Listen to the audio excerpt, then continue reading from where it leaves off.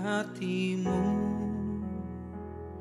terukir namaku di matamu,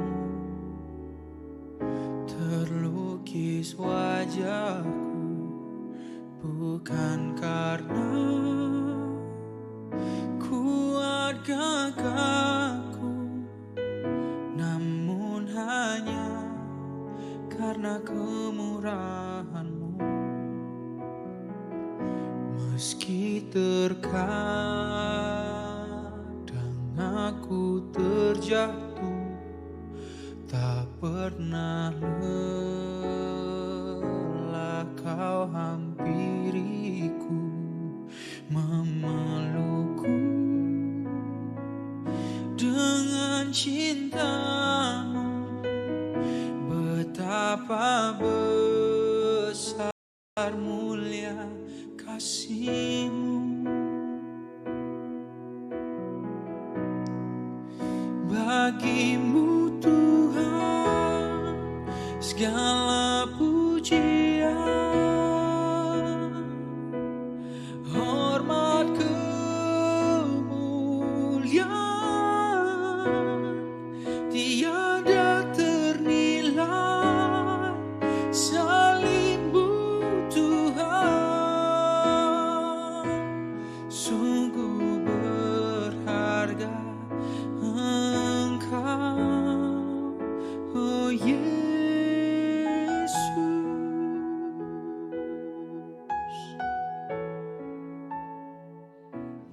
Shalom saudaraku, shalom. Terima kasih Tuhan Yesus, Engkau sungguh baik bagi hidup kami. Kalau kami boleh ada sampai saat ini semua hanya karena kemurahan Tuhan. Anugerah-Mu yang sungguh besar buat kami Tuhan. Tiada yang tertandingi Tuhan, hanya Engkau Yesus yang menggerakkan kami, yang ada di dalam kami, yang selalu membuat kami bersuka cita. Terima kasih Tuhan Yesus. Kami siap saat ini untuk memuji menyembah-Mu Tuhan. Di dalam nama Tuhan Yesus kami berdoa. Amin. Kita menyebut Bapak Ibu sekalian berdiri dan kita akan mulai ibadah saat ini. Kita nyanyikan pujian Walau Ku Harus Berjalan. Walau ku harus berjalan dalam lembah kekelaman, perlindungan-Mu oh Tuhan nyatalah bagi hidupku. Tiada pernah sedetik pun, tiada pernah Kau tinggalkan. Sungguh mulia dan sempurna, hanya Kau layak disembah. Katakan Yesus Engkau juru selamatku. Dalam janji-Mu kemenanganku, selamanya kan ku nyatakan besar setiamu Tuhan di hidupku. Kita mulai dari awal. Katakan walau ku harus berjalan dalam lembah kekelaman, dalam lembah kekelaman,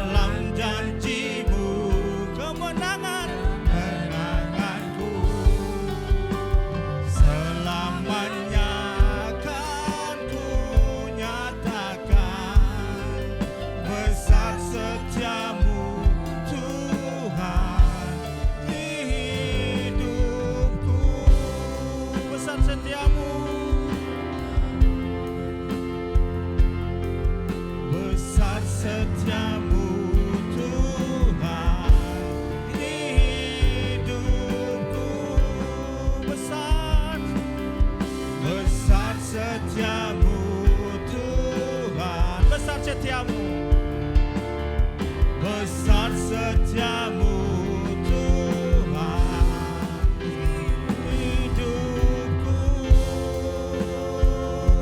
Kita sembah Dia dalam roh dan kebenaran. Hanya Dia saja yang layak terima segala kemuliaan. Besar setiamu Tuhan.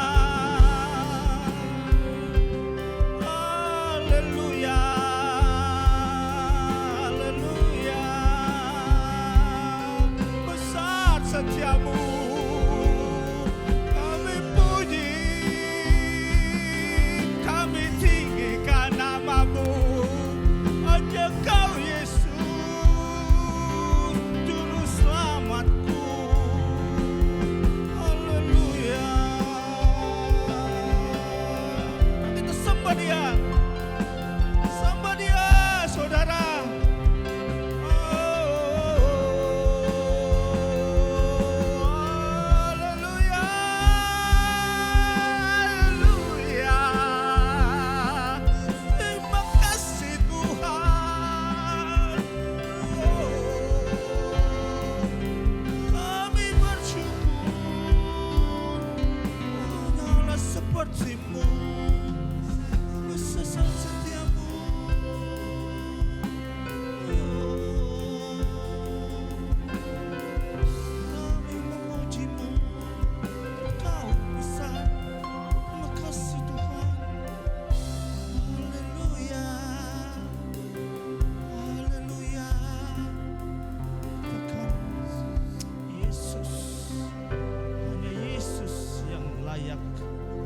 Sama-sama, Yesus Engkau. Terima kasih Tuhan. Yesus Engkau Juru Selamatku. Dalam janji-Mu kemenanganku selamanya, selamanya. Besar setiamu Tuhan di hidupku selamanya. Yesus, Yesus Engkau Juru Selamatku. Amin. Dalam janji-Mu kemenanganku selamanya.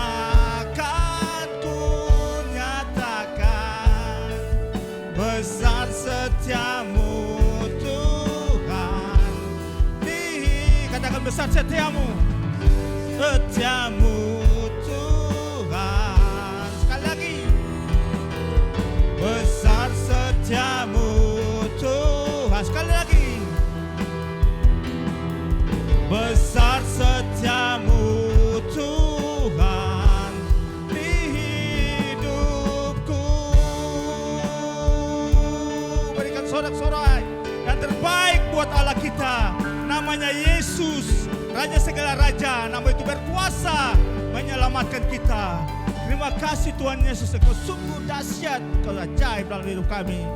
Di dalam nama Tuhan Yesus, hanya Engkau satu-satunya Tuhan dan Juru Selamatku. Haleluya. Saudara masih bersemangat? Mari kita puji Tuhan dengan beberapa pujian. Haleluya. Yeah, yeah, yeah, yeah, yeah. Ya. Oh, oh, oh, oh. Sungguh kau mempesona, segala perbuatanmu hapuskan raguku. Kau buktikan kasih-Mu, mati bagiku, hapuskan dosaku. Sekali lagi, sungguh kau mempesona, segala perbuatanmu hapuskan raguku. Ya, ya, ya, ya, ya, ya. Kau buktikan kasih-Mu, mati bagiku,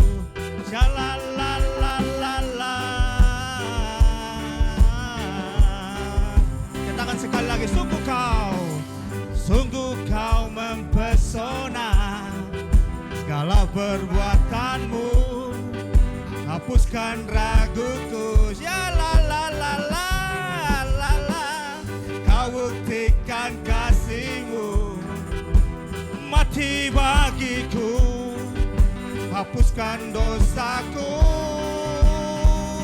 Katakan, kau ubahkan hidupku, semua menjadi baru. Sekarang ku bersuka di dalam-Mu, Yesusku.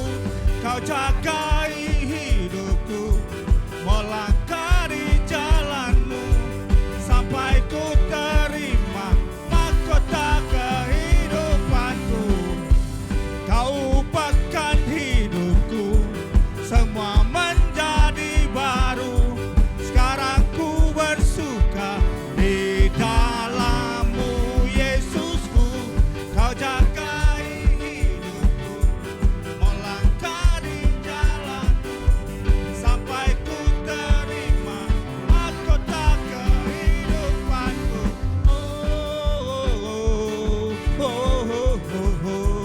Shalalalalala. Lagi serukan, serukan.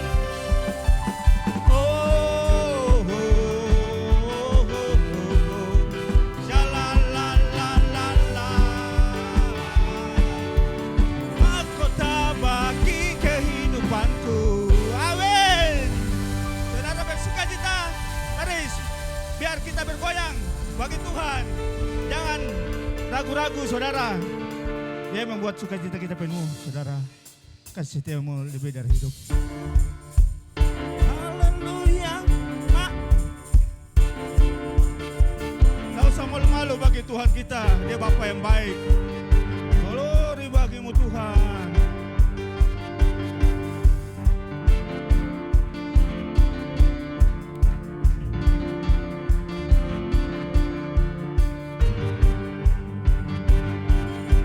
Katakan bersyukurlah kepadanya. Bersyukurlah kepadanya, bawalah pujian baginya, karena dia Raja, dia yang perkasa.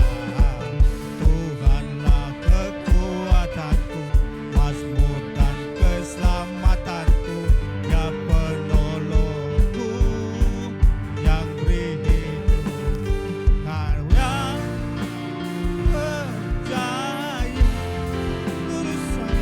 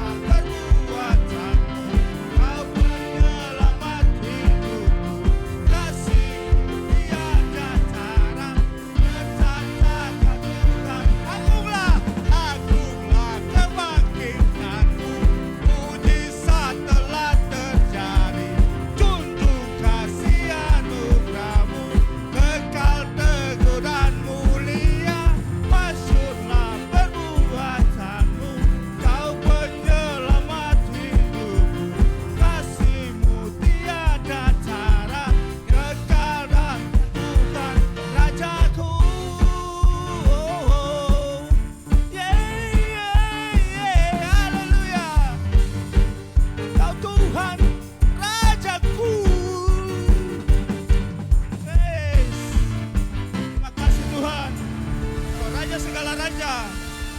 Terima kasih. Glory bagimu, Engkau baik Tuhan. Saudara masih bersemangat? Ya, mari kita nyanyikan. Kita puji Dia. Karena hanya Dia yang layak disembah, dipuji, dan dimuliakan. Apa adanya saudara, puji Dia. Goyang kayak apa kayak.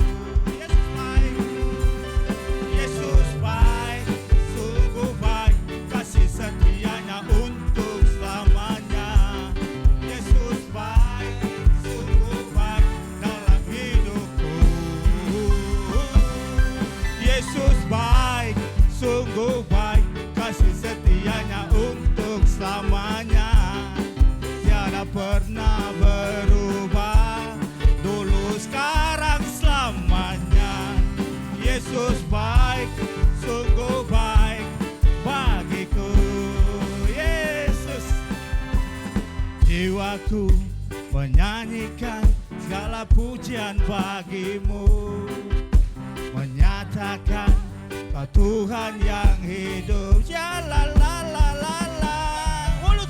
Mulutku pun memasyurkan segala kebaikanmu. Kau besar dan ajaib bagiku. Katakan, Yesus baik, sungguh baik, kasih setianya untuk selamanya. Yesus baik, sungguh baik dalam hidupku. Yesus baik, sungguh baik, kasih setianya untuk selamanya. Tiada pernah berubah, dulu sekarang selamanya. Yesus baik, sungguh baik bagi. Katakan Yesus baik. Yesus baik, sungguh baik, kasih setianya untuk selamanya. Yesus baik, sungguh baik dalam hidupku. Yesus baik, sungguh baik, kasih setianya untuk selamanya.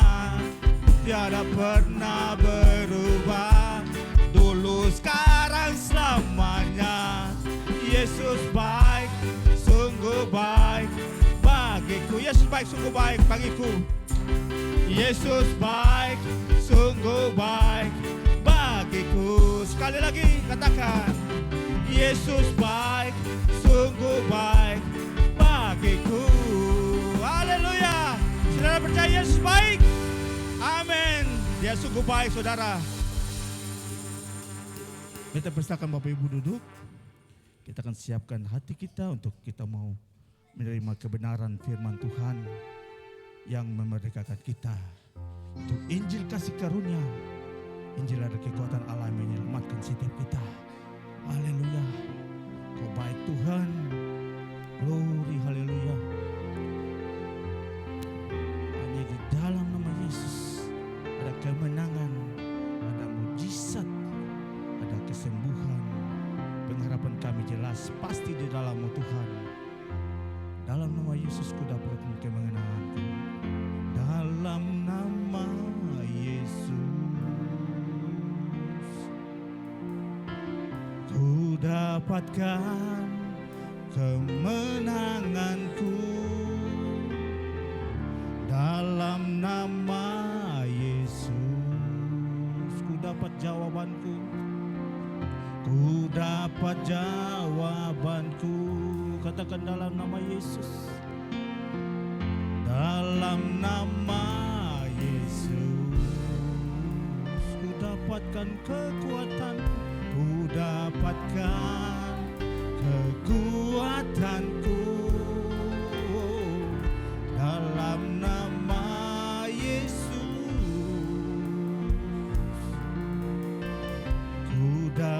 jawabanku. Amin.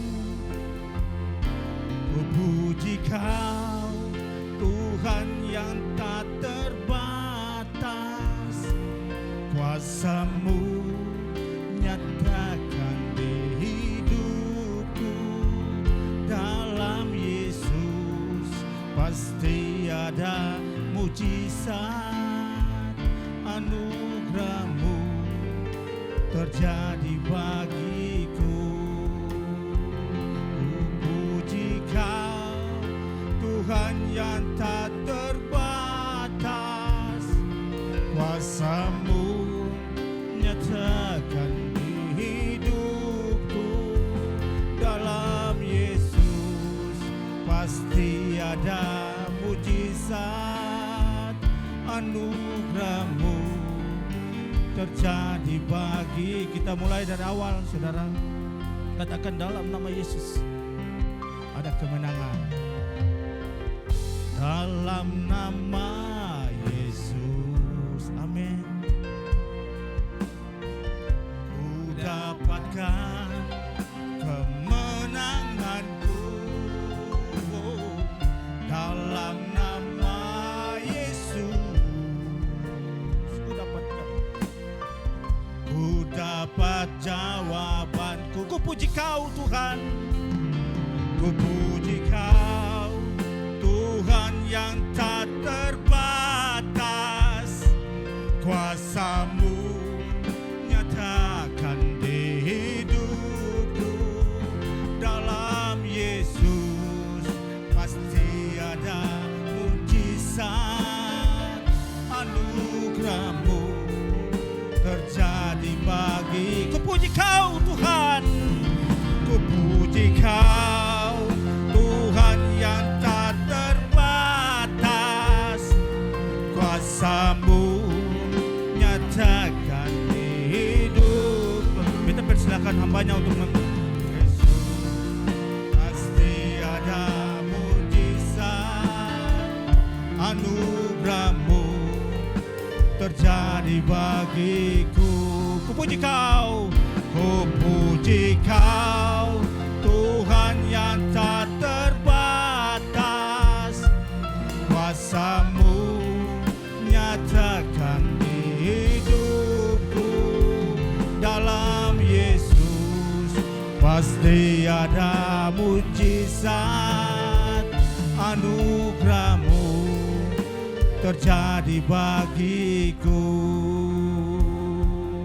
Anugerah-Mu pasti ada mujizat.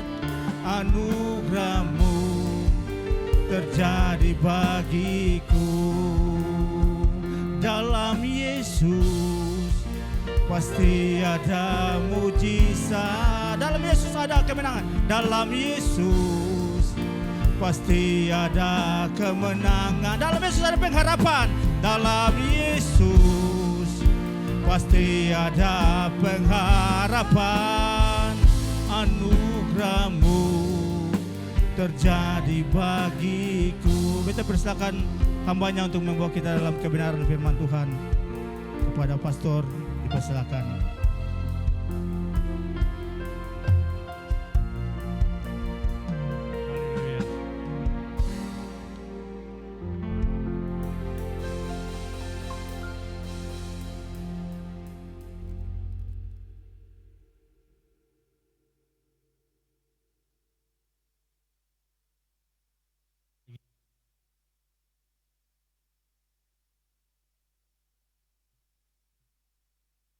Coba, halo, ya, shalom, selamat pagi.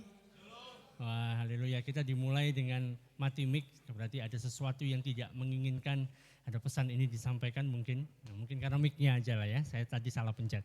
Haleluya, puji Tuhan. Terima kasih untuk kesempatan yang diberikan kepada saya bisa berada di tempat ini untuk menyampaikan firman Tuhan. Salam bagi kita semuanya, ada damai sejahtera, ada kasih karunia dari Allah Bapa dan Tuhan Yesus Kristus yang senantiasa menyertai kita. Saya perlu perkenalan enggak ya? Enggak usah lah ya. Oke, nama saya Daniel gitu ya, Daniel Sugiarto. Dan di sini harusnya ada nama Daniel juga kan? Nah, di sana. Sama Daniel. Oke. Kita berdoa ya sebelum kita masuk dalam pemberitaan firman Tuhan. Mari kita berdoa. Bapak, kami bersyukur buat pagi hari ini, kami berterima kasih Engkau sangat baik. Engkau mengasihi kami, Engkau memberikan yang terbaik bagi kami. Bahkan yang paling berharga yang Engkau miliki, Yesus Kristus Putramu yang tunggal. Engkau utus untuk datang ke dunia, mati bagi kami. Dan kami bersyukur pagi hari ini kami bisa berkumpul di tempat ini. Kami bisa mengikuti ibadah online. Itu semua karena kasih karunia Tuhan yang sangat besar dalam kehidupan kami. Oleh karena itu, saat kami duduk, saat kami mendengarkan firman, kami minta ada pewahyuan, ada hikmat bagi kehidupan kami. Sehingga saat kami keluar dari tempat ini, saat kami telah menyelesaikan ibadah ini, kami bisa menjalani kehidupan kami bukan kehidupan yang biasa-biasa, tetapi kami benar-benar memancarkan Kristus dari kehidupan kami masing-masing. Sehingga dimanapun kami berada, apapun yang kami lakukan, kami bisa menjadi berkat. Dan kehidupan kami menjadi surat-surat Kristus yang terbuka. Sehingga saat orang lain melihat kami, mereka melihat Kristus. Mereka bukan melihat diri kami, tapi mereka melihat Kristus yang luar biasa hidup di dalam kami dan melalui kami. Berbicaralah, di dalam nama Tuhan Yesus Kristus kami berdoa. Amin. Baik, pagi hari ini kita akan melihat firman Tuhan. Saya akan bacakan buat kita semuanya dari surat 2 Petrus pasal yang pertama, mulai dari ayat yang pertama sampai ayat yang ke-11. Jadi berada di tempat ini seakan-akan berada di tempat yang sangat besar karena pandangannya ada banyak. Ada ke sebelah sini, ada ke sebelah sana, ada ke sebelah sana. Haleluya. Kita akan lihat dalam 2 Petrus pasal yang pertama, ayat yang pertama dan seterusnya. Oke, mungkin kalau bisa ditampilkan dan kita ikuti bersama-sama. Dikatakan demikian. Dari Simon Petrus, hamba dan rasul Yesus Kristus kepada mereka yang bersama-sama dengan kami memperoleh iman oleh karena keadilan Allah dan juru selamat kita, Yesus Kristus. Kasih karunia dan damai sejahtera melimpahi kamu oleh pengenalan akan Allah dan akan Yesus Tuhan kita. Karena kuasa ilahinya telah menganugerahkan kepada kita segala sesuatu yang berguna untuk hidup yang saleh, oleh pengenalan kita akan Dia yang telah memanggil kita oleh kuasanya yang mulia dan ajaib. Dan dengan jalan itu Ia telah menganugerahkan kepada kita janji-janji yang berharga dan yang sangat besar, supaya olehnya kamu boleh mengambil bagian dalam kodrat ilahi dan luput dari hawa nafsu duniawi yang membinasakan dunia. Justru karena itu kamu harus dengan sungguh-sungguh berusaha untuk menambahkan kepada imanmu kebajikan, dan kepada kebajikan pengetahuan, dan kepada pengetahuan penguasaan diri, dan pada penguasaan diri ketekunan, dan pada ketekunan kesalehan, dan kepada kesalehan kasih akan saudara-saudara, dan kepada kasih akan saudara-saudara kasih akan semua orang. Sebab apabila semua itu ada padamu dengan berlimpah-limpah, kamu akan dibuatnya menjadi giat dan berhasil dalam pengenalanmu akan Yesus Kristus Tuhan kita. Tetapi barang siapa tidak memiliki semuanya itu, ia menjadi buta dan picik. Karena ia lupa bahwa dosa-dosanya yang dahulu telah dihapuskan. Karena itu saudara-saudaraku, berusahalah sungguh-sungguh supaya panggilan dan pilihanmu makin teguh. Sebab jikalau kamu melakukannya, kamu tidak akan pernah tersandung. Dengan demikian, kepada kamu kepada kamu akan dikaruniakan hak penuh untuk memasuki kerajaan kekal, yaitu kerajaan Tuhan dan Juru Selamat kita, Yesus Kristus. Amin. Saudara, saya sangat menikmati pada saat pembacaan firman Tuhan, saat firman itu disampaikan, dibacakan dari Alkitab kita, dari firman yang sudah tertulis itu, karena itu semua memang berasal dari Tuhan. Dan itu yang pantas untuk kita dengarkan, yang pantas untuk kita resapi, kita renungkan. Kadang-kadang kan saat orang ngomong hal-hal yang lain, itu mungkin itu hasil dari pengetahuan dia sendiri. Tapi kalau kita melihat, kita membaca dari firman Tuhan, itu berasal dari Tuhan. Dan dari sana bisa berkembang, memberikan pewahyuan kepada kita yang mengubahkan kehidupan kita. Karena saat kita sudah percaya kepada Yesus, saat kita terima Dia sebagai Tuhan dan Juru Selamat, ada sesuatu hal yang berbeda. Ada perbedaan yang besar dari sebelum kita terima Yesus dan sesudah kita terima Yesus. Perbedaannya tidak langsung terlihat bagi kita. Karena waktu kita terima Yesus sebelumnya, misalnya berat badan kita 80 kilo, setelah terima Yesus ya tetap segitu, nggak tiba-tiba langsung jadi 50 kilo. Tetap kelihatannya sama, tapi ada perbedaan yang besar. Manusia yang lama dengan manusia yang baru itu berbeda. Ciptaan yang lama dengan ciptaan yang baru itu berbeda. Dan kita mempunyai satu hal yang disebut sebagai iman, dan iman yang kita miliki di dalam Kristus Yesus Tuhan kita adalah iman yang juga mengubahkan tingkah laku kita. Ada hubungan yang secara langsung antara apa yang kita percayai dan juga sikap kita. Dan ini berbeda. Kalau dibandingkan dengan pada zaman Rasul Paulus atau zaman Petrus pada saat itu di mana ada banyak penyembah berhala, khususnya di antara orang-orang yang bukan Yahudi, mereka itu tidak ada hubungannya antara iman mereka dengan tindakan mereka. Mereka bisa melakukan pengorbanan, mereka bisa beribadah kepada dewa-dewa mereka dengan sangat kusyuk dan memberikan banyak hal, memberikan korban. Tapi setelah itu waktu mereka pulang, mereka kembali dalam kehidupannya seakan-akan nggak ada pengaruh apa yang mereka percayai. Yang penting aku sudah bayar upeti kepada dewaku, nanti dia harus memberkati aku. Sekarang kalau aku nipu ya nipu, kalau aku bohong ya bohong. Kalau aku melakukan perbuatan yang nggak baik ya pokoknya aku lakukan supaya aku bisa sukses. Nanti dibantu sama dewaku di sana. Nggak ada perubahan. Tapi iman Kristen beda. Iman yang saudara dan saya miliki berbeda. Apa yang kita percayai mempengaruhi tindakan kita, merubah kehidupan kita. Ada perubahan di sana. Bahkan ada istilah yang keren dalam bahasa Inggris mengatakan right believing produce right living. Kepercayaan yang benar menghasilkan tindakan atau kehidupan kita yang benar. Jadi iman kita berhubungan secara langsung dengan sikap hidup kita. Di sini kita membaca dari surat dari Rasul Petrus. Kita mengetahui kisahnya Rasul Petrus. Petrus itu adalah orang yang sangat luar biasa. Orang jenis orang yang mungkin di antara kita juga ada yang semacam itu. Yang dia bertindak dulu baru mikir. Pernah merasa gitu ya? Lakukan dulu baru setelah melakukan baru mikir. Saat dia katakan Tuhan kalau itu engkau suruh aku berjalan di atas air. Ya kan? Kemudian Tuhan Yesus bilang marilah ke sini. Gitu kan? Dia melangkah dulu. Berjalan di atas air, setelah itu dia baru mikir, manusia nggak bisa berjalan di atas air. Jadi kalau saudara dan saya seperti itu, seperti Petrus, yang seringkali nggak mikir dulu, melakukan sesuatu dulu, bicara dulu, baru setelah itu mikir, masih ada harapan buat kita. Katakan pada sebelahmu, ada harapan buatmu. Haleluya. Simon Petrus yang sama. Saat Yesus mengatakan bahwa kamu semuanya nanti akan pergi meninggalkan aku. Dia yang berkata, aku sekali-kali tidak akan pernah meninggalkan kamu. Bahkan kalau mereka semuanya ini pergi, aku tetap ada. Aku akan mati bagi kamu. Tapi apa yang terjadi? Pada saat Yesus ditangkap, betul? Dia dibawa, kemudian ada seorang hamba perempuan ngomong sama Petrus, kamu kayaknya pengikutnya orang itu ya? Apa kata Petrus? Tidak. Dengan seorang hamba perempuan yang masih kecil, yang gak ada kuasanya apa-apa, dia takut. Dia menyangkal Yesus. Bahkan bukan satu kali dia menyangkal Yesus. Bayangkan orang yang mengatakan, aku tetap akan mengikut engkau, sampai mati pun aku akan mengikut engkau. Aku tidak akan lari.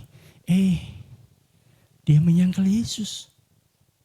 Dia, kalau kita mau samakan, mirip seperti Yudas. Dia mengkhianati Yesus karena menyangkal Yesus. Tetapi kan, dia berubah. Setelah dia mendapatkan dan dia mengalami kasih karunia dari Tuhan kita Yesus Kristus. Saat dia kembali kepada cara hidupnya yang lama, mencari ikan dan gak dapat. Kemudian Tuhan Yesus bilang, anak-anak ada makanan gak? Gitu ya. Kemudian Yohanes bilang sama Petrus, itu Tuhan, ya kan? Itu Tuhan. Mereka lagi ada di atas perahu yang dilakukan. Saya yakin di sini semuanya bisa berenang kan, ya? Jadi anak-anak pantai. Oh, enggak semua ya, tidak semua ya.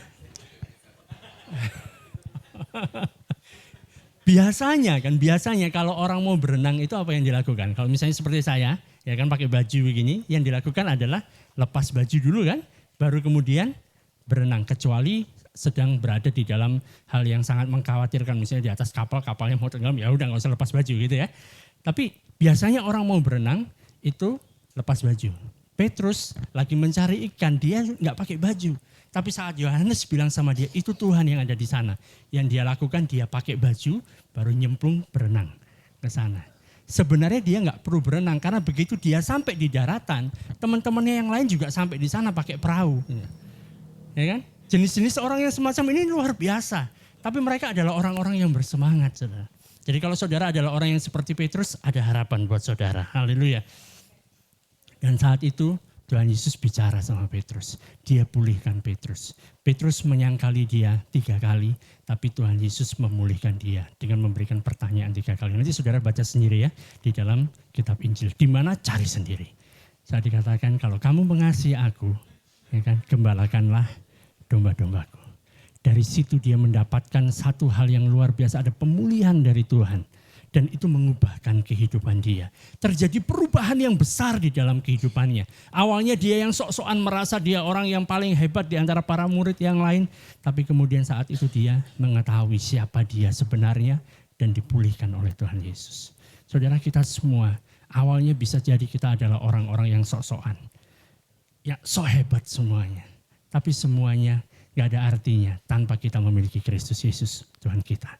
Karena itu di ayat yang pertama, dia mengatakan, dari Simon Petrus, hamba dan rasul Yesus Kristus. Ini yang menarik, saudara. Karena di dalam kehidupan kita bersama dengan Tuhan, dalam kehidupan kita mengiring Kristus, ada banyak dimensi dalam kehidupan kita yang berkaitan dengan hubungan kita dengan Allah, Sang Pencipta langit dan bumi. Ada berbagai macam dimensi, jadi kita nggak bisa mengkotakkan bahwa kita hanya seperti ini saja. Tapi ada berbagai macam hal. Saat kita mendengarkan pemberitaan Injil, saat kita mendengarkan tentang kabar baik itu dan kemudian kita menjadi orang yang percaya, saat itu juga kita diangkat menjadi anak Allah. Allah menaruhkan rohnya di dalam kehidupan kita, dalam hati kita sehingga kita bisa berseru kepada Sang Allah Pencipta langit dan bumi, Allah yang dahsyat, yang luar biasa itu kita bisa panggil dia, Abba, Bapa. Ini merupakan konsep yang sangat baru, saudara. Tidak hanya bagi kita, tapi juga bagi orang-orang Yahudi. Orang-orang Yahudi tidak akan pernah memanggil Allah Sang Pencipta langit dan bumi, Yahweh Elohim ini, Adonai ini, sebagai Bapa. Karena itu saya yakin pada waktu Tuhan Yesus mengajar para murid-muridnya untuk berdoa, waktu kamu mau berdoa, berdoalah seperti ini, Bapa kami, ya, yang di surga. Mereka pasti bingung, kok bisa panggil Bapa kepada Allah yang luar biasa itu. Mereka mungkin sulit untuk mengatakan, karena mereka diajarkan saat mereka ketemu ada nama atau ada tulisan Yod Hei Vav Hei, itu nggak boleh diucapkan namanya, harus pakai kata Adonai. Mereka nggak akan pernah sebut Allah Sang Pencipta langit dan bumi ini sebagai Bapa. Tapi kita yang percaya kepada Yesus, Allah memberikan rohnya tinggal dalam kita, dan melalui roh itu kan membantu kita untuk berseru, ya Abba, ya Bapa. Itu satu dimensi. Saat kita percaya Yesus, kita diangkat menjadi anak Allah. Tetapi saat kita menerima Yesus Kristus sebagai Tuhan, Tuhan artinya tuan, majikan, bos, kita menjadi hamba Tuhan. Dan saya seringkali membedakan ini seakan-akan permainan kata-kata. Ada orang mengatakan hamba Allah, hamba Tuhan. Kayak saya lebih cocok hamba Tuhan, bukan hamba Allah. Saya anak Allah, tapi saya adalah hamba Kristus. Saudara nggak tahu hambanya siapa? Saya yakin hamba Kristus juga. Hamba Yesus Kristus. Ini dimensi yang lain. Dalam hal apa? Tugas kita di muka bumi ini. Kita menjalani kehidupan kita di muka bumi ini sebagai hamba Kristus. Sekalipun kita adalah anak-anak Allah. Sebagai hamba Tuhan, kita menerima perintah dari Tuhan. kehidupan kita bukan kehidupan yang seenaknya sendiri, tapi karena ada Tuhan yang memerintah dalam kehidupan kita. Yesus yang memberikan arahan kepada kita. Makanya dikatakan kenakanlah pikiran Kristus. Supaya apa yang kita lakukan, apa yang kita kerjakan sehari-hari itu sesuai dengan kehendak Dia. Bukan kehendak kita atau kehendaknya orang lain. Sebab Dia adalah Tuhan kita. Dia adalah pemilik kehidupan kita. Dan itu semuanya kan memang merupakan hal yang layak untuk kita lakukan dan patut kita lakukan sebab hidup kita telah dibeli.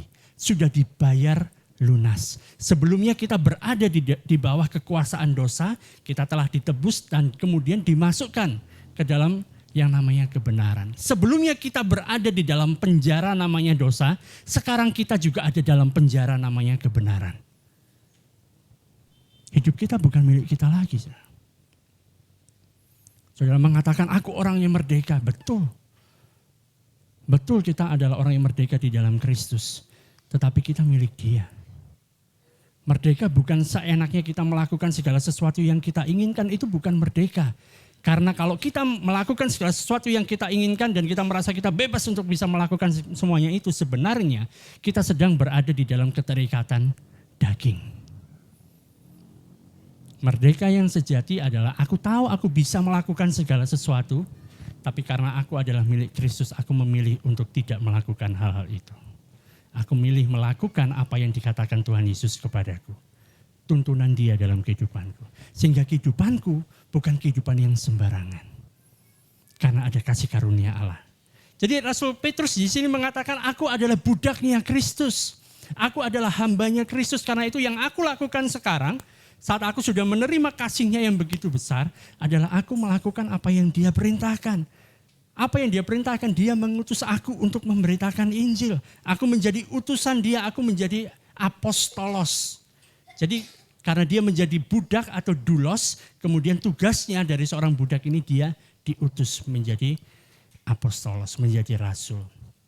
Dan itu semuanya bisa terjadi karena ada iman. Dan iman itu menurut ayat ini dikatakan bagian yang B, bersama-sama dengan kami memperoleh iman karena keadilan Allah dan juru selamat kita Yesus Kristus. Iman itu kita peroleh, kita mendapatkan iman. Iman itu bukan sesuatu yang kita hasilkan. Karena kita tidak bisa mendapatkan iman yang sejati. Menghasilkan iman yang sejati itu tidak bisa. Tuhan Yesus mengatakan kalau kamu punya iman sebesar biji sesawi ini, kamu bisa berkata kepada gunung ini, pindahlah, masuklah ke dalam laut. Betul? Amin. Saudara pernah mainan gunung? Di situ ada apa? Gunung Nona, pindahkan ke dalam laut. Artinya apa? Kita nggak bisa menghasilkan iman yang segede biji sesawi saja, nggak bisa. Jenis iman yang seperti itu yang bisa pindahkan gunung. Tapi iman itu diberikan kepada kita. Iman bukan sesuatu yang kita usahakan. Kita diberi iman, diberi kemampuan untuk kita bisa percaya, itu karena adanya keadilan atau righteousness atau kebenaran dari Allah dan juru selamat kita Yesus Kristus. Merupakan hal yang benar bagi Allah untuk memberikan iman kepada kita. Sebab kita punya juru selamat. Juru selamat kita Yesus Kristus sudah melakukan satu karya yang luar biasa, sehingga oleh karena karya tersebut ada keadilan kebenaran Allah dan kebenaran Yesus Kristus, maka kita diberi iman. Saudara dan saya bisa jadi orang percaya, bisa duduk di tempat ini, bisa mendengarkan khotbah-khotbah yang luar biasa dari tempat ini. Itu bukan karena kita hebat, bukan karena kita bisa menghasilkan iman, tapi kita diberi iman. Amin. Bukan kehebatan saudara. Sehebat apa sih kita bisa percaya? Manusia itu hebat sebenarnya. Punya kemampuan untuk melakukan hal yang paradoks. Paradoks itu dua hal yang bertentangan tapi terjadi bersama-sama. Kita itu bisa percaya dan tidak percaya pada saat yang bersamaan. Ya? Wah, aku percaya Tuhan pasti memulihkan. Terima kasih Tuhan. Dalam nama Yesus. Tapi kemudian kalau enggak terjadi gimana? Betul ya? Oh, oleh bilur-bilurnya aku pasti disembuhkan. Dalam nama Yesus. Terus Kalau nggak terjadi, bagaimana? Itu manusia. Makanya Allah tahu keterbatasan kita. Dia tahu kita nggak bisa percaya seperti Dia yang percaya, seperti Yesus. Makanya Dia memberikan iman itu kepada kita. Sebab itu kita bukan fokus kepada iman. Kita bukan fokus imanku harus makin besar. Tapi kita fokus kepada Yesus. Sebab Dia adalah iman kita. Ayat yang kedua. Kasih karunia dan damai sejahtera melimpahi kamu oleh pengenalan akan Allah dan akan Yesus Tuhan kita. Dalam bahasa Inggrisnya menarik di sini dikatakan grace and peace, kasih karunia dan damai sejahtera be multiplied. Ditambah-tambahkan kepadamu dalam pengenalan kamu kepada Allah dan Tuhan kita Yesus Kristus. Kenapa kasih karunia dan damai sejahtera itu ditambah-tambahkan saat kita semakin mengenal Allah, semakin kita mengenal Tuhan kita Yesus Kristus? Kenapa? Ayat yang ketiga. Karena kuasa ilahinya telah menganugerahkan kepada kita segala sesuatu yang berguna untuk hidup yang saleh oleh pengenalan kita akan Dia yang telah memanggil kita oleh kuasanya yang mulia dan ajaib. Jadi rupanya kita diberi kuasa. Ada kuasa yang kemudian memberikan kita segala sesuatu supaya kita itu bisa hidup saleh. Karena kita sudah mengenal Dia. Bayangkan, untuk kita menjalani kehidupan yang saleh pun, Allah yang memampukan kita untuk melakukannya. Dia kasih semua sumber daya supaya kita bisa hidup saleh. Dia kasih segala macam motivasi sehingga kita aku mau menjalani kehidupanku sebagai kehidupan yang kudus yang berkenan kepada Allah. Dia yang memberikan kemampuan kita untuk melakukan itu. Jadi keinginan Allah adalah saat kita hidup di dunia ini, di tengah segala macam yang kita hadapi, Dia ingin supaya kita itu hidup saleh, bukan hidup sembarangan. Hidup saleh itu apa sih? Saleh itu bahasa Inggrisnya adalah godly. Godly itu artinya seperti Allah. Allah ingin supaya kita hidup di muka dunia ini sama seperti Dia. Hidupnya saleh. Karena itu, ya kan, kita perlu melihat kepada Dia supaya kita bisa menjalani ini. Dan semuanya itu sudah diberikan pada kita. Sebab Dia telah memanggil kita dalam kemuliaan dan kebenaran. Dia panggil kita dalam kemuliaan dan kebenaran. Dalam glory and virtue, hal-hal yang benar, sikap yang benar. Supaya apa? Ayat yang keempat, dengan jalan itu, ya kan, Dia telah menganugerahkan kepada kita janji-janji yang berharga dan yang sangat besar. Kita menjalani kehidupan yang saleh, bukan supaya tapi karena kita sudah diberi janji-janji yang berharga dan sangat besar. Ini yang jadi motivasi kita, saudara. Saat kita hidup, saat kita bangun pagi, rupanya aku masih di dunia ini ya. Gitu ya. Ada masalah lagi, ada persoalan lagi. Aku gak pernah ngundang mereka datang rame-rame sama teman-temannya. Yang satu belum selesai, ya, yang lainnya juga datang. Aduh, gitu kan. Gimana ya? Tetanggaku seperti ini, suamiku seperti ini, istriku seperti ini, anak-anakku apalagi. Mertua, wah lebih lagi gitu misalnya. Misalnya, saya yakin di sini nggak ada, ya kan? Nah, tapi ini yang jadi motivasi kita, saudara. Di ayat yang keempat, Dia sudah menganugerahkan pada kita janji-janji yang berharga dan yang sangat besar. Allah sudah berjanji kepada kita dan di dalam Kristus segala janji Allah adalah iya dan amin. Artinya pasti kita terima. Karena itu kita sudah menerimanya, kita melakukan dengan baik. Kita menjalani kehidupan yang saleh. Mengapa demikian? Mengapa ini satu janji-janji ini merupakan janji yang begitu besar dan berharga bagi kita? Karena pada awalnya kita ini bukan siapa-siapa, saudara.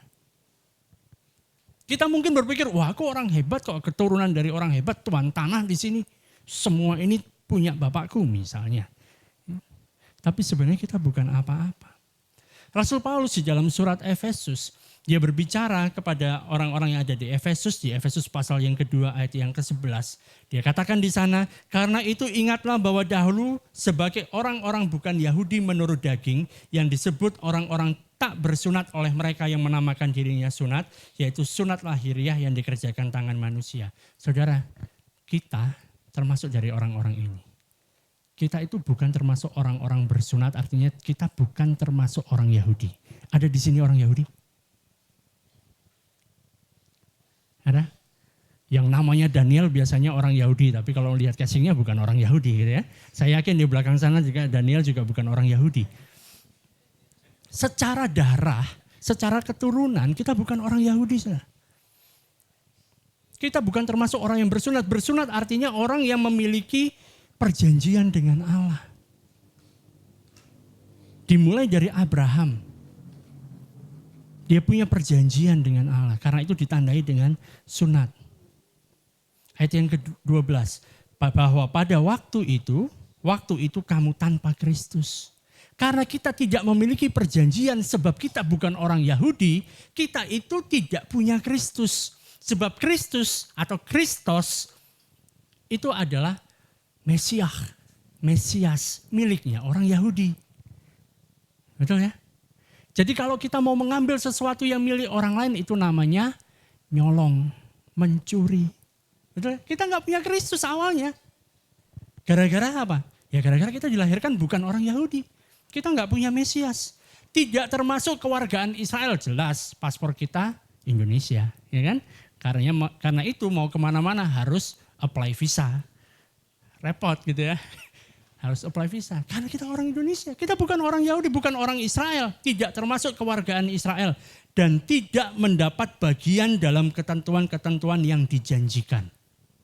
Karena kita bukan orang Israel, kita tidak mendapatkan ketentuan-ketentuan seperti yang dikatakan dalam Ulangan pasal yang ke-28. Kalau kamu mendengarkan, kamu akan diberkati begini-begini. Itu bukan untuk kita. Bukan untuk kita. Gara-gara kita tidak mendapatkan itu, menjadi kita tanpa pengharapan. Di ayat yang ke-12. Tanpa pengharapan. Enggak punya pengharapan. Mau berharap apa? Sebab apa? Kita enggak punya Allah di dalam dunia ini. Jadi enggak ada yang bisa kita sombongkan, saudara.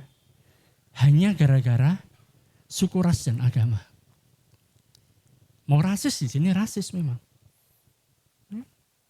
Memang rasis. Kita nggak mendapat bagian, bahkan kita nggak punya Allah. Karena Allah nggak bicara kepada kita, orang dari bangsa-bangsa lain pada saat itu. Tetapi kan karena Kristus, karena dia sudah mati, dia menyingkapkan satu rahasia yang tersembunyi selama berabad-abad. Bahwa rupanya Kristus juga di tengah-tengah kita. Rupanya Kristus juga untuk kita. Mesias itu juga untuk kita orang dari bangsa-bangsa lain. Sehingga saat kita percaya kepada dia, kita juga mendapatkan janji-janji yang berharga itu. Yang luar biasa itu diberikan juga kepada kita. Sehingga di ayat yang keempat dari 2 Petrus pasal yang pertama dikatakan supaya olehnya kamu boleh mengambil bagian dalam kodrat ilahi dan luput dari hawa nafsu duniawi yang membinasakan dunia. Jadi karena kita sudah menerima itu, kehidupan kita berubah, saudara. Kehidupan kita berubah tidak lagi mengikuti hawa nafsu duniawi. Seharusnya kalau kita sadar ada Kristus di dalam kita.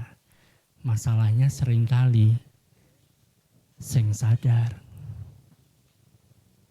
Ya? Kita menjalani kehidupan itu harus sadar. Saudara duduk di sana itu perlu sadar. Kalau saudara nggak sadar bahaya. Bahaya. Saya ada di atas ini juga harus sadar bahwa saat ini saya sedang menyampaikan firman. Sehingga ya saya harus sampaikan firman gitu loh. Kehidupan kita sadar. Karena kita sadar akan Kristus di dalam kita dan kita ada di dalam dia, kehidupan kita berubah. Berubah karena kita sudah memiliki segala macam sumber daya supaya kita bisa menjalani kehidupan yang sama seperti kehidupan Allah sekalipun kita ada di dunia ini. Kita hidup dengan kesadaran yang penuh akan siapakah diri kita di dalam Kristus. Ingat, siapa diri kita di dalam Kristus. Bukan siapa diri kita dalam kita sendiri, tapi dalam Kristus. Sehingga ayat yang kelima mengatakan, justru karena itu, karena kamu sudah mendapatkan semuanya ini, justru karena itu kamu harus dengan sungguh-sungguh berusaha untuk menambahkan kepada imanmu kebajikan. Jadi iman yang sudah diberikan kepada kita itu kan, kita perlu tambahkan kebajikan. Kebajikan atau virtue atau sikap yang baik. Kalau kita sudah punya iman, kita punya sikap yang baik. Karena kita sudah punya iman itu, ditambahkan kepadanya.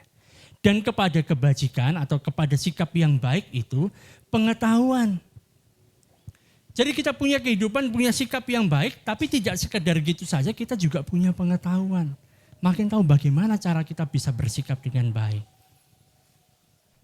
Makin tahu siapakah diri kita di dalam Kristus. Ayat yang ke-6 mengatakan dan kepada pengetahuan kita tambahkan apa? Penguasaan diri.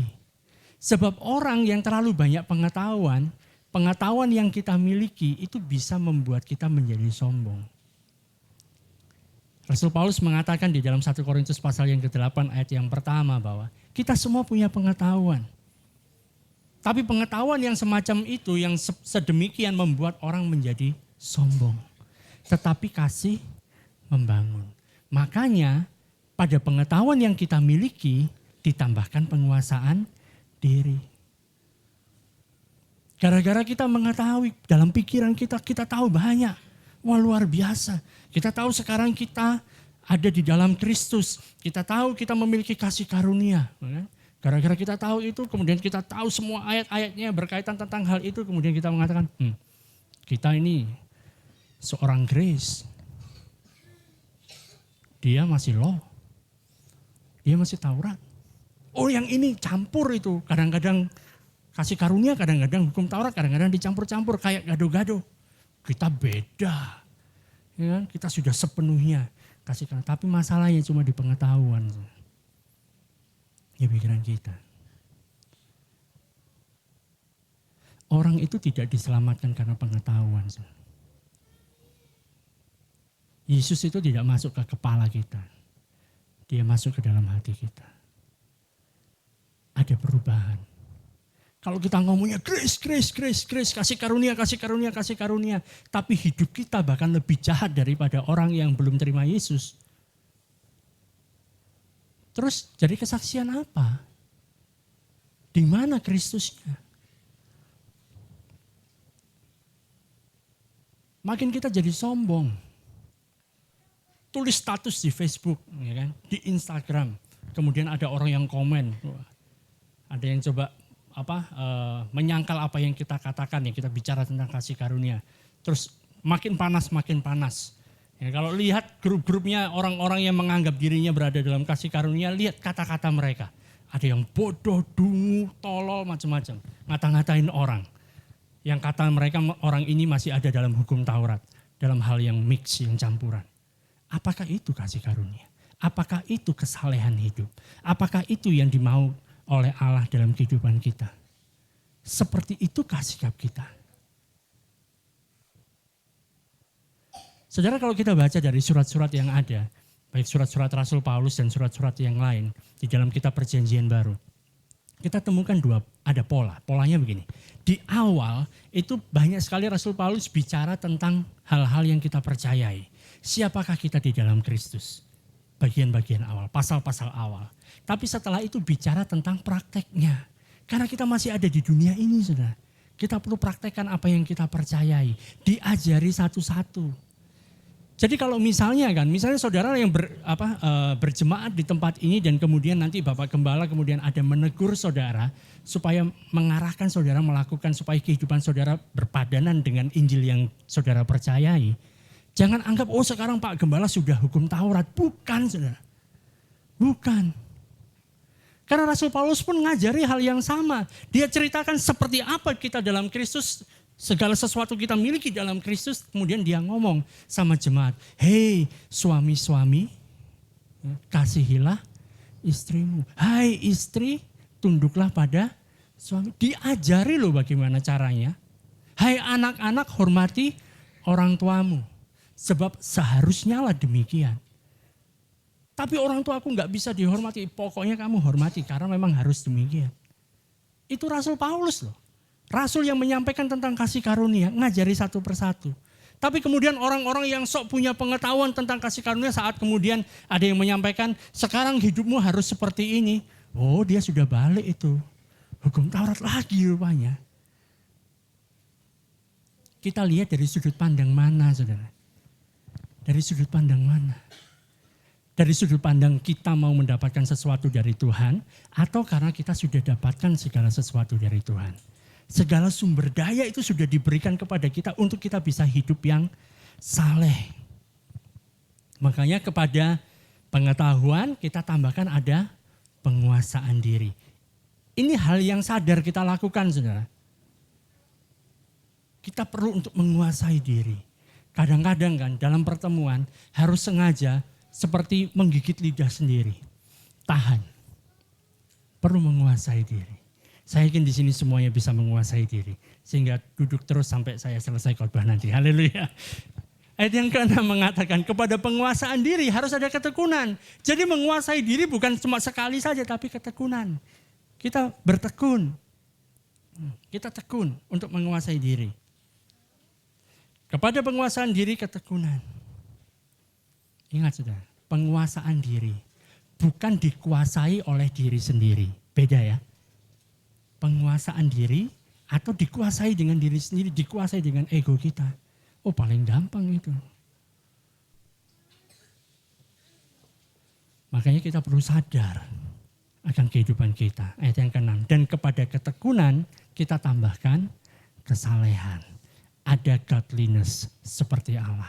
Kita tekun seperti Allah, panjang sabar, tekun. Enggak gampang menyerah. Dan kepada kesalehan ayat yang ke-7, kasih akan saudara-saudara.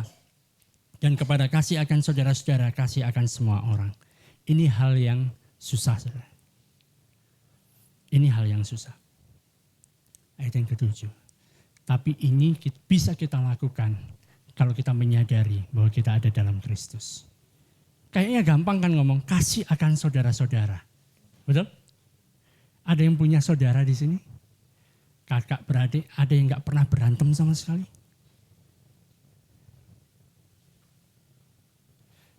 Saudara, waktu Tuhan Yesus ditanya gini kan. Ada yang tanya sama Tuhan Yesus, Tuhan, hukum apa yang paling utama dan yang terutama? Dikatakan, Tuhan Yesus mengatakan, kasihilah Tuhan Allahmu dengan segenap hatimu, dengan segenap pikiranmu, dengan segenap kekuatanmu, pokoknya dengan segenapnya. Segalanya, kasihlah Tuhan Allahmu. Inilah hukum yang pertama dan yang utama. Bisa dilakukan, saudara? Bisa enggak? Yang tidak bisa angkat tangan. Yang bisa angkat tangan. Yang apapun pertanyaannya enggak angkat tangan, angkat tangan. Saudara, waktu Allah memberikan perintah, secara moral itu adalah perintah yang harusnya bisa dilakukan. Kasihilah Tuhan Allahmu dengan segenap hatimu, dengan segenap kekuatanmu. Bisa dilakukan atau tidak? Bisa. Bisa. Karena kalau tidak bisa, Tuhan tidak akan memberikan perintah itu kepada kita. Itu namanya Tuhan sedang mencobai kita. Padahal dikatakan Tuhan tidak pernah mencobai kita dengan yang jahat. Dia nggak pernah mencobai kita. Bisa dilakukan, syaratnya kita kenal dia. Paham ya? Masalahnya adalah kita melihat susah Pak untuk mengasihi dengan segenap hati karena kita nggak kenal dia. Kalau kita kenal Allah kita, Allah yang baik yang selalu mengasihi kita, yang tidak pernah berhenti memberikan kasih karunia-Nya kepada kita, mudah bagi kita untuk mengasihi dia. Sama seperti gini, kita ketemu dengan seseorang, misalnya ketemu dengan Pastor Yao kan. Setiap kali ketemu, shalom gitu kan. Waktu salaman ada tempelannya, ya kan, 10 juta. Wah, ditempelin. Ini bukan kode ya. Tempelan gitu ya. Jalan, kemudian nanti ketemu lagi, shalom, kasih lagi 10 juta. Saudara bisa mengasihi Pastor Yao? Kalau setiap kali ketemu sama dia, dapat 10 juta? Sekalipun dia melakukan hal yang salah, saudara maju duluan di depan. Aku bela dia. Kenapa? Karena dia sudah sangat baik. Paham saudara ya? Semakin kita mengenal Allah, Semakin kita tahu siapa dia, kita mau untuk mengasihi dia dengan segenap hati, segenap pikiran. Itu perintah yang pertama. Kemudian Yesus mengatakan perintah yang kedua yang sama dengan itu, sama dengan yang pertama adalah kasihilah sesamamu manusia seperti dirimu sendiri. Betul? Bisa dilakukan? Bisa, sekalipun agak sedikit sulit. Ini bicara tentang mengasihi sesama manusia seperti diri kita sendiri. Diberikan ilustrasi seperti seorang Samaria yang baik hati. Betul ya? Ada orang yang kesusahan, ditolong. Dibawa ke satu tempat, kemudian diurusi. Kalau nanti butuh apa-apa, ini uangnya ya. Nanti kalau kurang, nanti waktu aku balik lagi, aku tambahi. Dia pergi. Saat ada gempa bumi, saat ada tsunami, saat ada sesuatu hal yang gak enak sama orang-orang, kita bisa bantu mereka. Menolong mereka. Mengasihi mereka seperti kita mengasihi diri kita sendiri. Agak sulit, tapi bisa dilakukan. Tapi kemudian setelah itu, Tuhan Yesus mengatakan, aku memberikan perintah yang baru kepada kamu. Yang ngomong sama murid-muridnya, aku berikan perintah yang baru kepada kamu. Jadi dalam perjanjian baru juga ada perintah dari Yesus. Perintahnya adalah, hendaklah kalian ini saling mengasihi seperti aku telah mengasihi kamu. Bisa? Ini baru mustahil. Untuk kita lakukan dengan kekuatan kita sendiri gak bisa. Saling mengasihi seperti aku telah mengasihi kamu. Seperti apa Yesus telah mengasihi kita? Dengan cara dia mati di atas kayu salib. Kamu mau mati untuk sebelahmu? Kalau kita sadar akan Kristus, kita akan sampai pada titik seperti itu. Dibuktikan banyak para rasul, mereka karena mengasihi sesamanya, mereka mau mati, bahkan sampai jadi martir. Tapi itu butuh waktu, saudara. Bukan tentang aku lagi, kehidupan tentang Kristus. Oh, ini perintah yang berat, kita gak akan mungkin bisa melakukannya tanpa ada Kristus yang hidup di dalam kita melalui kita. Untuk kita bisa mengasihi sesama kita ini. Hendaklah kamu saling mengasihi seperti aku mengasihi kamu. Kenapa sulit? Karena kita yang sudah ada dalam satu keluarga ini tinggal sama-sama. Saudara pernah punya keluarga yang tinggal di tempat jauh, kemudian datang numpang tinggal di rumah kita. Ya, awalnya pertama sehari 2 hari baik, betul ya? Oh, semuanya happy, senang gitu kan. Tapi sudah jalan seminggu, sebulan, dia habis makan kok tidak langsung dicuci.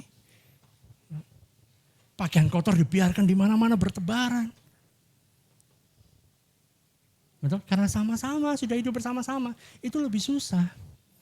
Kalau Bapak Ibu Saudara-saudara melihat seperti apa murid-murid Yesus itu. Ada yang sok hebat, ada yang mengatakan kalau nanti kamu datang dalam kerajaanmu, siapa yang di sebelah kanan, siapa yang sebelah kiri. Aku ya yang di sana. Mau lebih tinggi daripada yang lain. Susah. Bersenggolan, bersikutan satu dengan yang lain. Makanya Yesus mengatakan, hendaklah kamu saling mengasihi seperti aku sudah mengasihi kamu. Ini hal yang gak bisa kita lakukan dengan kekuatan kita sendiri. Kita butuh Kristus hidup di dalam kita dan melalui kita. Jadi kepada ketekunan, kesalehan, dan kepada kesalehan kasih akan saudara-saudara. Untuk mengasihi sesama saudara itu lebih berat. Kita pikirnya lebih gampang, tapi sebenarnya lebih berat. Lebih berat. Kita butuh Kristus. Setelah itu baru kita mengasihi, kepada kasih atas saudara-saudara, kasih akan semua orang. Ayat 8. Sebab apabila semuanya itu ada padamu dengan berlimpah-limpah, kamu akan dibuatnya menjadi giat dan berhasil dalam pengenalanmu akan Yesus Kristus Tuhan kita. Saudara, kita bisa berhasil dalam pengenalan kita akan Yesus Kristus Tuhan kita, itu bukan bicara tentang seberapa banyak pengetahuan yang kita ketahui tentang Yesus Kristus. Bukan seberapa banyak ayat-ayat yang bisa kita hafalkan. Bukan seperti apa doktrin-doktrin yang sudah kita terima. Tapi bagaimana tingkah laku kita setiap hari. Bagaimana sikap kita itu benar-benar memancarkan Kristus. Saat kita memancarkan Kristus dalam kehidupan kita sehari-hari, maka kita sudah menjadi orang-orang yang giat dan berhasil dalam pengenalan kita akan Kristus. Ingat, apa yang kita percayai mempengaruhi tindakan kita. Jadi bukan sekedar dalam pikiran saja, saudara. Tapi dalam tindakan. Iman tanpa perbuatan mati. Betul ya? Kenapa? Karena kita masih ada di dunia ini. Beda kalau misalnya saudara seperti seorang penjahat yang ada di sebelah Yesus, begitu dia percaya sama Yesus, saat itu juga dia berada bersama dengan Yesus di Firdaus. Mati sudah. Masalahnya kita telah terima Yesus, kita masih hidup di dunia ini. Makanya dibutuhkan iman dengan perbuatan. Kita menampakkan iman kita dari perbuatan kita. Dimanapun itu, tidak hanya di gereja saja. Kayak orang beriman ya kan. Shalom, haleluya, puji Tuhan. Di luar keluar tanduknya. Bukan begitu. Jadi bagaimana tingkah laku kita setiap hari memancarkan kasih Kristus dan memancarkan Kristus. Ayat 9. Tetapi barang siapa tidak memiliki semuanya itu, barang siapa yang tidak memancarkan Kristus, yang tidak ada penguasaan diri, yang tidak ada kesalehan dan lain sebagainya, ia menjadi buta dan picik karena ia lupa bahwa dosa-dosanya yang dahulu telah dihapuskan. Jadi orang yang sok-sokan, orang yang sombong, orang yang suka menghakimi orang lain, yang menganggap dirinya paling inti, paling hebat, paling benar, sebenarnya dia lupa dia dulu sebenarnya siapa gitu. Dia itu bukan siapa-siapa. Orang ini sebenarnya dia mendapatkan kasih karunia dan damai sejahtera itu karena Kristus telah menghapuskan dosanya. Jadi kita nggak bisa menyombongkan diri di antara orang-orang yang lain. Karena Kristus juga sudah mati bagi dia. Kalau kita merasa diri sudah paling inti, kita lupa bahwa sebenarnya dosa-dosa kita telah dihapuskan. Bukan karena kehebatan kita. Kalau tidak ada karya Kristus, ya sama dengan orang-orang lain kita ini. Sama-sama bobroknya, sama-sama berdosanya. Yang membedakan adalah kita sudah menerima karya itu. Gitu loh. Kita sudah mendapatkan kasih karunia. The unearned, unmerited favor of God. Unearned artinya tidak bisa kita usahakan. Kasih karunia itu gak bisa kita usahakan.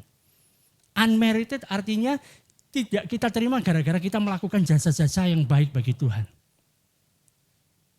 Karena kita sudah berdoa, berpuasa, apalagi.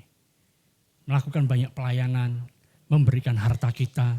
Maka kemudian Allah memberikan kasih karunia. Enggak, bukan karena itu. Kita mendapatkan kasih karunia karena kita layak mendapatkan kasih karunia. Kalau dilihat dari sudut pandang Allah, kita semua adalah orang-orang yang layak terima kasih karunia. Tapi kalau dilihat dari sudut pandang kita, kita mengatakan aku sebenarnya enggak layak menerima ini. Nah, saudara mau melihat dari sudut pandang mana?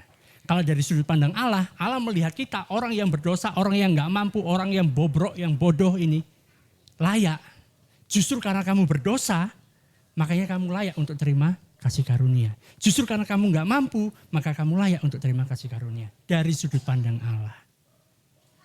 Jadi kasih karunia layak kita terima saat kita tahu, oh ya aku ini adalah orang berdosa, makanya Kristus memberikan kasih karunia-Nya kepadaku. Dan Rasul Petrus mengingatkan di ayat yang ke-10. Karena itu saudara-saudaraku, berusahalah sungguh-sungguh supaya panggilan dan pilihanmu makin teguh.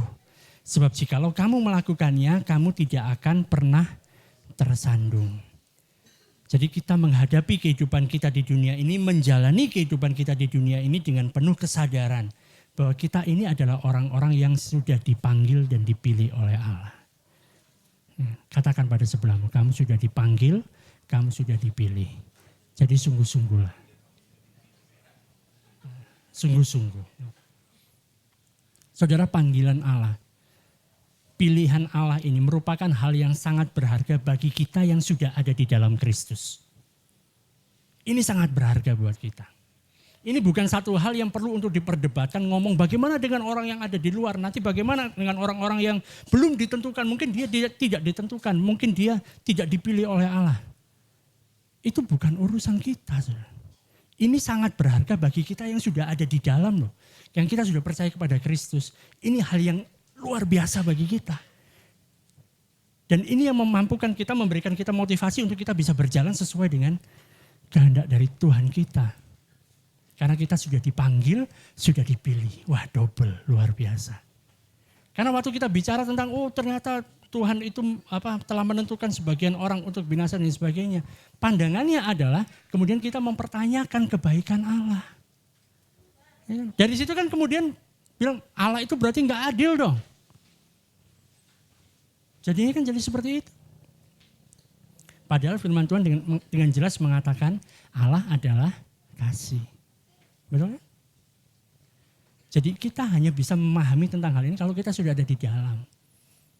Makanya tugas kita untuk keluar, beritakan Yesus kepada semua orang. Supaya mereka tahu mereka juga rupanya sudah dipanggil dan sudah dipilih oleh Allah. Jadi kita telah dikuduskan, kita telah dipisahkan dari dunia ini. Kita ada di dunia ini tapi kita tidak berasal dari dunia ini lagi. Sebab kita telah menjadi ciptaan yang baru. Siapa di sini yang sudah jadi ciptaan yang baru? Lambaikan tangannya. Ada yang aku melambaikan tangan dalam hati, Pak. Haleluya. Jadi melalui kuasa ilahinya kita telah diberikan anugerah. Untuk bisa mendapatkan segala macam hal, segala macam perlengkapan, segala macam peralatan yang kita butuhkan. Supaya kita bisa menjalani kehidupan yang saleh oleh karena pengenalan kita akan Dia, akan Kristus.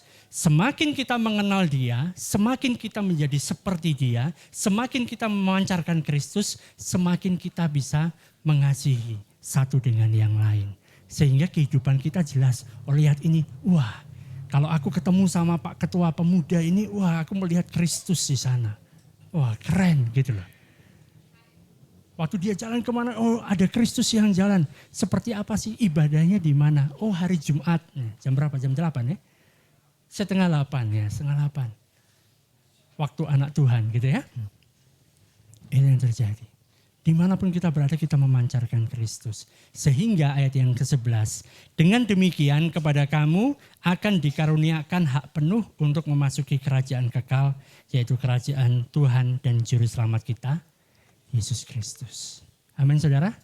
Kita ketemu lagi di dalam kerajaan. Haleluya. Mari kita berdoa. Kami bersyukur buat pagi hari ini Tuhan, terima kasih. Di dalam kehidupan kami di muka bumi ini dengan segala macam permasalahan yang kami hadapi. Kami bisa tetap memancarkan Kristus. Sebab Engkau telah memberikan dengan segala kuasa-Mu. Segala perlengkapan, kekuatan, sumber daya untuk kami bisa hidup saleh. Karena kami mengenal Engkau. Karena kami ada di dalam-Mu. Karena kami senantiasa menyadari bahwa Yesus Kristus telah membayar dosa-dosa kami. Menyelesaikannya, sudah menghapuskan dosa kami. Sehingga kami tahu kami adalah orang yang berkenan, orang yang kudus, orang yang benar di hadapan Allah. Dan sehingga kami bisa menjadi saksi-saksi-Mu di muka bumi ini. Kemanapun kami pergi, dimanapun kami berada. Kami menyadari ada Kristus di dalam kami. Sehingga sikap kehidupan kami adalah sikap kehidupan yang seperti Kristus. Aku berdoa untuk anak-anak-Mu di tempat ini. Dengan apapun yang mereka hadapi saat ini, hari-hari ini. Di tengah kesulitan apapun juga. Mereka tetap bisa menguasai diri. Mereka menyadari, mengetahui. Dengan pasti. Sebab ada iman yang sudah Engkau berikan kepada mereka. Mereka tahu. Ada kasih karunia dan damai sejahtera yang luar biasa dalam kehidupan mereka. Yang memampukan mereka di tengah segala macam permasalahan. Mereka tetap bisa bersinar seperti Kristus. Aku berdoa, Kau memberikan pewahyuan dan hikmat lebih lagi buat mereka. Sehingga mereka makin mengerti siapakah diri mereka dalam Kristus. Dan seperti apa mereka perlu menjalani kehidupannya di muka bumi ini. Bersyukur memberkati gereja ini, sehingga gereja ini menjadi terang di kota ini. Kami bersyukur di dalam nama Yesus Kristus Tuhan kami berdoa. Amin.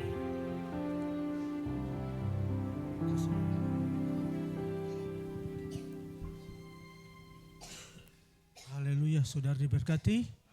Amin. Saatnya kita akan memberikan persembahan. Kita angkat lagu pujian, sungguh ku bangga Bapa, punya Allah seperti Engkau.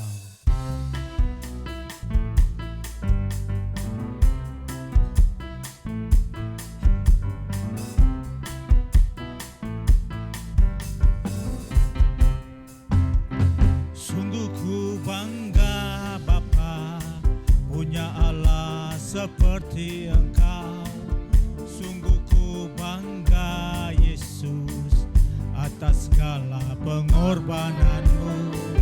Tak ingin aku hidup lepas dari kasih-Mu. Kasih-Mu menyelamatkan dan beriku pengharapan. Sungguh ku bangga Bapa, sungguh ku bangga Bapa, punya Allah seperti Engkau. Sungguh ku bangga Bapa, atas segala pengorbananmu. Tak ingin aku hidup lepas dari kasih-Mu. Kasih-Mu menyelamatkan dan beriku pengharapan. Kini ku persembahkan apa yang aku miliki. Memang tiada berarti bila dibanding dengan kasih-Mu. Namun ku ingin memberi dengan sukacita di hati, karena ku tahu ini menyenangkan hati-Mu. Kini ku persembahkan apa yang aku miliki. Memang tiada berarti bila dibanding dengan kasih-Mu. Namun ku ingin memberi dengan sukacita di hati, karena ku tahu ini menyenangkan hati-Mu. Karena ku tahu ini menyenangkan hati. Sekali lagi, karena ku tahu ini menyenangkan hati-Mu. Amin. Yesus baik Tuhan. Mari kita berdoa. Bapa yang baik, terima kasih kalau kami boleh bisa memberi itu semua hanya karena kasih karunia-Mu yang melayakan kami Tuhan. Kiranya apa yang kami beri bisa dipakai untuk perluasan pekerjaan-Mu di tengah-tengah dunia. Di dalam nama Tuhan Yesus kami berdoa. Amin. Selanjutnya kita ada sebuah pengumuman dari Divisi Komsel untuk Bapak Ibu yang rindu untuk kita belajar bersama. Hari Jumat jam 7:30 ada Komsel bersama di gedung ini. Demikian informasinya. Selanjutnya kita persilakan Pastor Yao bawa kita dalam doa penutup. Ya, shalom Bapak Ibu. Bagaimana diberkati dengan firman Tuhan di kesempatan pagi hari ini? Amin. Ya, saya bersyukur juga berterima kasih untuk Pastor Daniel yang sudah mau meng-sharingkan firman Tuhan di tempat ini, memberkati kita semua pada pagi hari ini. Ya, kita juga berdoa bagi beliau untuk rencana seminar dan KKR di akhir tahun ini. Kita berdoa biarlah semuanya boleh berjalan dalam rencana Tuhan. Amin. Ya, mari saya undang kita semua bagi berdiri, kita akan menerima berkat. Haleluya. Terima kasih Tuhan Yesus, terima kasih untuk hari ini kami bersyukur bahwa Engkau baik dalam kehidupan kami Tuhan. Terima kasih sudah mengangkat kami menjadi anak-anak-Mu Tuhan yang Engkau kasihi. Di hari ini Tuhan, sebelum kami mengakhiri ibadah pada pagi hari ini, kami mau percaya, kami menerima berkat, Engkau melindungi kami, Engkau menyinarkan kami dengan wajah-Mu dan memberikan kami kasih karunia. Engkau menghadapkan wajah-Mu kepada kami dan memberikan kami damai sejahtera. Bukan cuma hari ini Tuhan, bukan cuma besok, tapi sampai Maranatha ketika Engkau datang menjemput kami semua di awan-awan yang permai. Mari semua yang sudah menerima kasih karunia Tuhan, kita sama-sama mengatakan amin. Haleluya. Selamat hari Minggu, Tuhan Yesus berkati semua.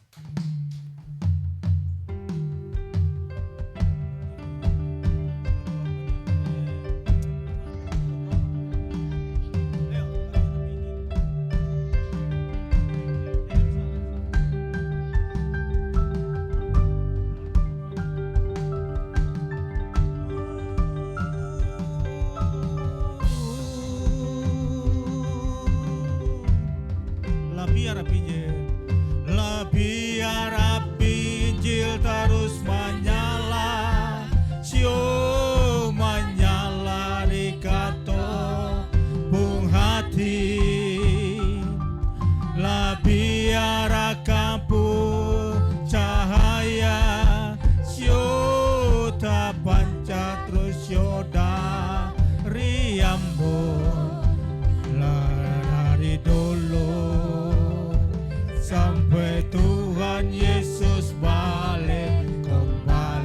lah biar api Injil terus menyala di kota Ambon Permai. Lah biar api Injil terus menyala, sio menyala di kampung hati. Lah biar kampung cahaya, sio tak pancat terus sio dari Ambon, sio dari dulu sampai Tuhan Yesus balik kembali. Sekali lagi. Lah biar api Injil terus menyala, sio menyala di kampung hati.